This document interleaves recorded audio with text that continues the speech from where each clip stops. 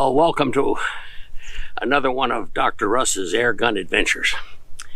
We're going to cover, 30, 40 tips today that I've learned over many years hunting all over the United States and even into Mexico.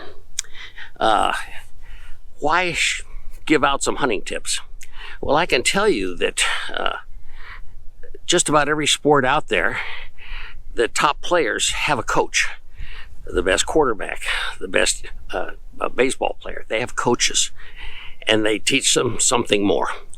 Too often we just kind of go into camp thinking we're a great hunter, hoping everybody else thinks we're a great hunter. We often measure each other by who has the most expensive gun, the most expensive sleeping bag, whatever the case may be. But at the end of the hunt, particularly if there's a little buck pool, I'll talk about that in a minute, and we know who got the trophy, who got the first deer, etc. And we pass out a couple of $5 bills to the winner. And that's when you'll know who had the hunting skills. So allow me to be a coach here for the next few minutes. I believe that one of the hunting skills I have is to have a couple of deer blinds. Here's ground blinds. Here's one here. I've had tree blinds too. And sometimes the area doesn't permit any trees. So if without a tree, you don't have a tree blind. Earlier, they were about 12 feet off the ground, believing that your scent would stay 12 feet off the ground, but not true. So today, tree blinds, the good ones, are about 15 feet off the ground. And maybe there's something up there you can anchor to at 15 feet, and maybe there's not. So ground blinds are often used, and instead of spending $150 like I did here, let me just show you some cheaper ways to do some ground blinds. Sometimes your blind can be nothing but a cardboard, and that's what this is, a folding camouflage cardboard. And the last kind of blind is just take a saw, a good axe, and make your own out of things that are on the ground, limbs, etc. And I believe that will help you. Now, let's get to those 30 or 40 tips once we're ready to hunt. Keep in mind, I grew up with a dad who took me hunting frequently, and I appreciate that. For example, down in Tennessee where he was born, we used a Cherokee guide, and we listened and were taught a lot by an Indian guide. Out in Colorado, there was Comanche, and we learned something from them. In New Mexico and Texas, it was Apache guides, and we learned more from them. Up in Canada, we used a Cree Indian, not to hunt, but to fish, and I asked a lot of questions and learned a lot from that Cree Indian because he was hunting too. Cherokee in Tennessee, in Wyoming. In Wyoming, we have the Cheyenne. In Colorado, the Cheyenne. Also, an Indian I've not used yet is in the Northwest Territories above the state of Washington. Those Blackfoot. There's a huge number of them up there, and they too have their tips. So I hope these 30, 40 tips I bring to the table today will help you be a better hunter. Well, I didn't always have Indian guides. I remember a mountain lion hunt in Utah, and the guide described himself as a Jack Mormon. I said, "What is a Jack Mormon?" He said, "It's hard to exist out here in Utah if you're not a Mormon, and not all of us want to be at that church on the weekend." So he said, "That's me. I don't practice the faith, but I'm one of them." And he gave me some tips about hunting in high country for mountain lion. Well, let me show you just a couple of things here on this Marlite board. There is a bedding area, and the tracks that they make is this red line. They'll leave it and come back. What is this green area? Well, this is a crop, grass, an area that you can watch. It doesn't always end up to be L-shaped. It can be straight. It can be a host of things. But what I like to do is I like to put a blind just in here and another one over here. I then like to put my decoys or any type of feed, baiting if it's legal, so that I can hit it from both of these. But as a high or a low comes in and passes over this area, for 1 minute, we've got this wind. That's going to hurt us there. So we're going to have wind pulling here. And that wind is going to be taking our scent and going this way with it. Or over here, the wind will be blowing the opposite way. And that's why you want to switch based upon what that wind is doing. You'll want to get into the weather forecast for the next 4 or 5 days so that it doesn't hit you by surprise. When you find out what it is, you'll be a better hunter. The deer will go from the bedding area out here into this feed plot and then back. There is a time when they won't do that. Sometimes those big bucks, if they start hearing a lot of shooting on opening morning, they will head into a swamp as a measure of escaping. Boy, they can go right in deep water, right up to their shoulders. So another thing we'll watch for on this one is this swamp, where it is, or the direction. It may not even be within your sight. But know that this is cycle. Now, another thing that's very, very important about this cycle is whether we have a full moon or not. Boy, the Indians are big on this moon. But when you have a full moon, you can almost do yourself out there in that woods and see because of the brightness of a moon.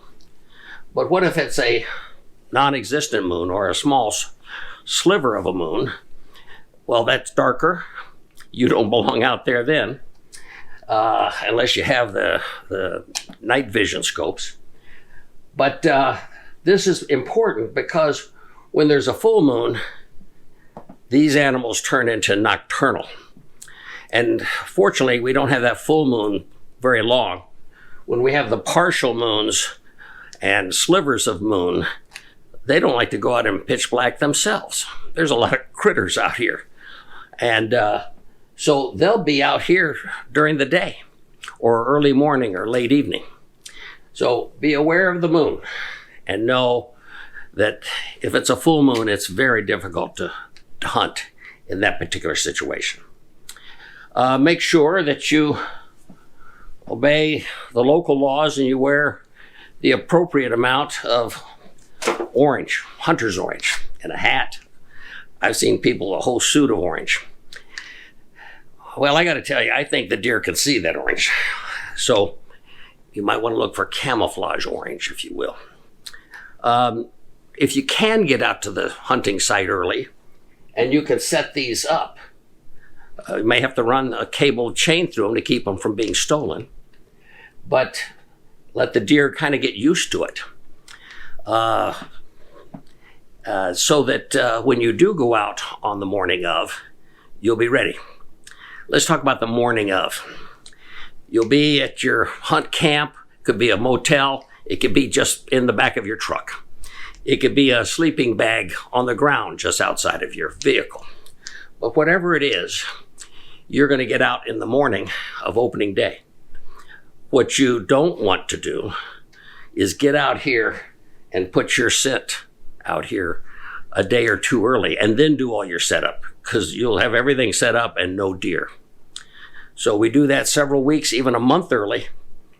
And then when we walk out there that morning, it's about as virgin country as possible. Another little trick is that we can set up, this was taught to me by an Indian, we can set up some branches with some smelly socks and let that scent work in our advantage. Well, if they're coming back up this way, they'll say, no, thank you. And what we're trying to do is get them to come into this area where our two blinds are. So you might want to save a wash load the week before. Sounds crazy, but trust me, it works. Trail cameras. Trail cameras are very, very, very important. Some people say, oh, they cost $100. I don't have $100, and I just drew 3 of them. Well, you're going to find that after Christmas and after January 1st, they're probably going to cost $50. And at a flea market, they could cost even less. I bought 2 for $50 at a flea market, and I bought 1 at a sporting goods store for about $150. But let me tell you about what value trail cameras. They can tell you whether there's any deer on these tracks or not. They can tell you the size of those deer. And when it's not hunting season, you can put them around your house and find out if anybody's been checking on your house or checking you out at night. So trail cameras can be used all sorts of times because they do practice nighttime vision, if you will. If we see a tree here, and excuse my horrible art skill, but you'll see some scrapes. Now this is pretty good to find this, but people don't know what they're looking for. Let me tell you. They'll say, oh good, we saw some scraping in here. We also saw some digging down here where the deer has left his scent. He pulls his back legs together and he just squats and kind of pees. You may see that while you're out in the woods too. And that pee is like his calling card. Now, there are some scent attractions that you can put up into the tree where he smells an attractant, a doe attractant up high in the tree. And he'll be there stretching his neck to rub these branches with his antlers, leaving his scent there. We see a deer with his head up, and in that zone right there, we call that the Valentine shot. He's got love on his mind. He doesn't have hunters on his mind. And so that's why those first couple of weeks of the hunting season are very, very important. But here's something that an Indian taught me. Instead of looking for the scrapes here on the tree, look for any height in the scrapes, because that tells you how big of a buck deer it is. Just because he's rubbed down here at the bottom, he could be just a spike, a fork, meaning 2 on each side, tiny. He could be a buttonhead buck, just kind of knobs there on the top of his head. And while it was good to find that, he's brave, so there's probably not a big buck in this area. We want high scrapes up there, if you will.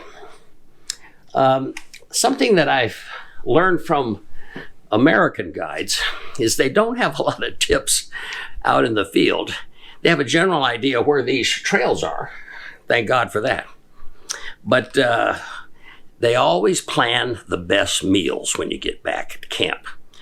And hot steaks and hot this. And if anybody gets a deer, they cook the back straps. Now, you've seen a skeleton of a dinosaur, and he kind of has a rib of a row of horns, skeleton going down his back. And then the ribs peel off here and here. Well, that meat that goes down that backbone, those are called back straps. In beef, we call it the the filet mignon steaks. So you'll have the tastiest deer in those back straps. Those often get eaten up at camp. They don't often get home for the wife and kids. And whoever shoots a buck first will do that. When you arrive at camp, anticipate a lottery. You don't have to participate in it, but at least understand what they're doing. They all throw in a buck, $5, $10. And what they're after is to split that cigar box or whatever that thing's in. Pool of money goes in two different directions. One is for the first buck. So people will hear a shot and say, ooh, 705. Came in the direction of Dr. Russ. He may have gotten the first buck. By the end of the camp, 4 or 5 days, who got the biggest may or may not be the one who got the first. I've gotten both. I get the whole bucket of money. But it's split out. Again, at least know what that buck pool is all about. Folding chairs, seat pads, those things will all help you be comfortable in those woods. Make sure there's a schedule. When are we going back so we all get a hot meal at the same time? Those are the basic introductory tips I want to share with you. I have some more.